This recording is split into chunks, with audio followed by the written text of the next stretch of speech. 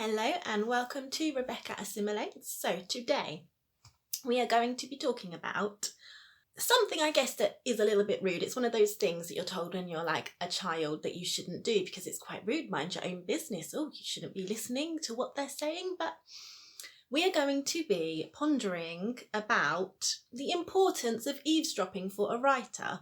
I mean, we've all got our weaknesses. Some of them are different. Some of them, if your weaknesses aren't in the same place as me, maybe you don't need to eavesdrop on people all the time. But if, like me, you have a weakness in when your characters open their mouths and try to speak, if that's your weakness, then eavesdropping is really important for you, and it's important for me. Because, I don't know, when I write my characters, I love it when I can do like a short story when no one talks, when there is no talking, when there's no opportunity for talking. Love that. That's the best kind of thing. I can't do that all the time. And I find that in my search to create characters who are actually like organic and wholesome and wonderful all on their own, sometimes I go a little bit over the top because what they say doesn't come naturally to me. So sometimes I really verge on awful stereotypical characters that are trying to be something I've seen that I think is the right way to go to create them, and it's not. And then sometimes I rein it in completely and I go so far the other way that they basically are emotionless robots. Something that I found that helps, well, when I finished the first draft of my novel 4 years ago, I found myself a writers group and it was wonderful, and I'm really glad I did. And basically, the first week I went, one of the guys there was like, I'll read your first draft. And I was like, okay, I'll see you in like 3 or 4 months. Right, so they read it in a week, so that was really kind of them. And they obviously noticed the dialogue issues that I have.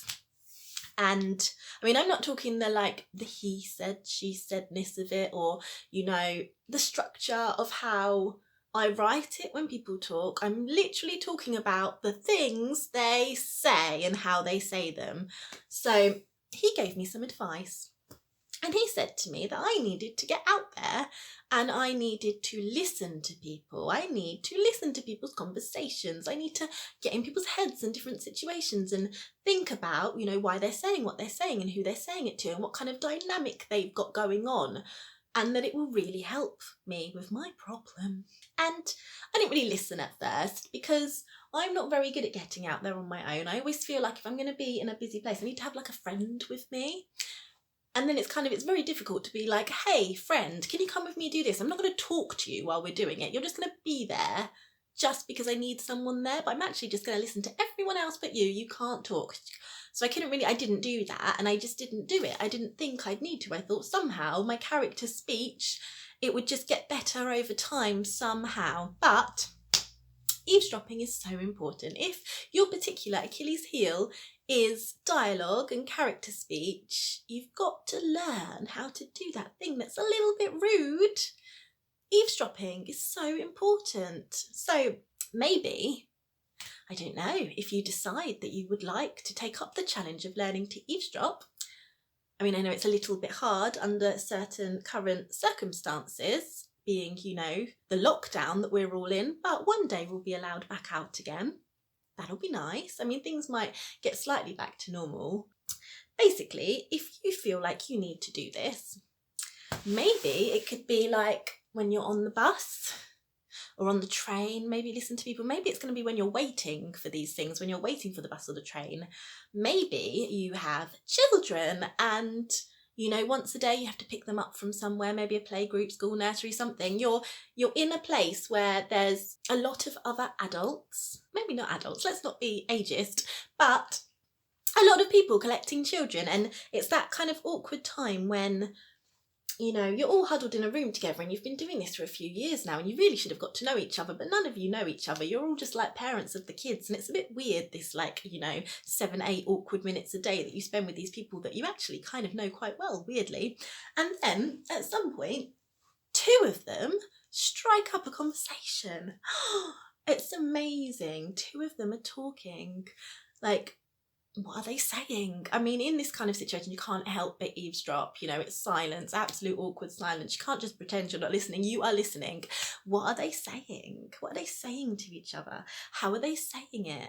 You know, what kind of things are the things that people say when they don't know each other? Is it actually more in what they're not saying than what they're saying? How is their body language while they're talking? Have they turned? Are they now facing towards each other? Or are they very like, yeah, over their shoulder, just like don't actually really want to admit they're enjoying this conversation that, you know, for a few years should have happened and hasn't happened? Is there like a strange attraction there? Is there a little bit of flirting? Is there like, you know, a hair flick every now and again?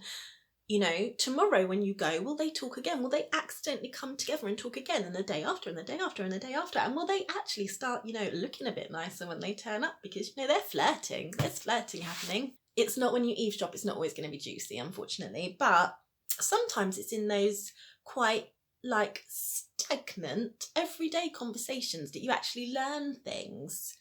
Like, I don't know if you've ever been out for a walk and you hear two people talking and it's always in this like monotone, very much, oh, how is your family? Oh yeah, they're okay, you know. Oh yes, I'm keeping busy. Oh, have you seen the weather? Oh, it's lovely. Isn't it lovely? I'm gonna go to the shop now. Oh good, you go. Oh, same time tomorrow. Yes, so they've probably been doing this for years. And the thing is, I know that we all want spicy conversations, the dialogue, and I understand that in our stories, you know, it's going to be interesting because we want the readers to keep reading. There can't be loads of conversations, but they are going to happen sometimes. I mean, there might, if you have a boring conversation in your story, there's probably going to be a reason for it. It's not just going to be there. But it's those kind of conversations that we learn from so much because, you know, you're thinking, do these people know each other? Is this their first conversation like this? Or is it something they've got into the habit of doing to fill a void of silence? You know, is it something they do every day? Is it part of their routine? Are they like, you know, getting up, brushing their teeth, having breakfast, going for the walk, talking to that person? Is that what they do now? I don't know. I mean, when they talk, even though they've got like voices and it's all a little bit robotic, is there warmth? Is there love in their voice? You know, or do they actually just really not care? Is it actually a bit of a clock watching situation? Okay, I've got to go to the shop now. You know, it's hard to know, isn't it?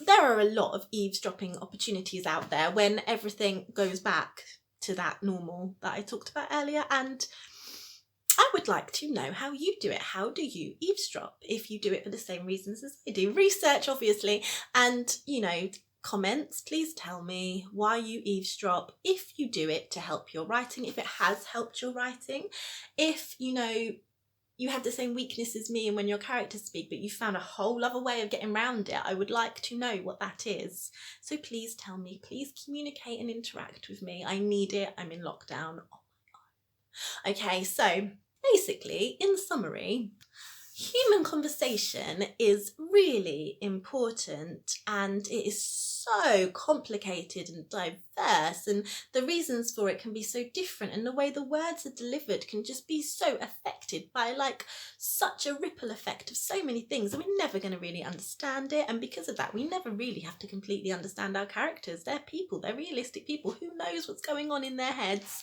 But we do need to make them real. Okay, so you need to think about the words your characters are going to say. You need to think about how they're going to deliver those words. You need to think about, are they going to have accents? Are they going to be a bit tired from what they're doing? Are they going to be really perky? I don't know.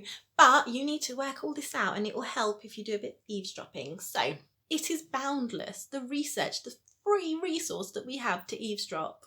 So please, please close your laptop, or, you know, turn me off, turn your phone off. Put your walking shoes on, go out into the fresh air and listen.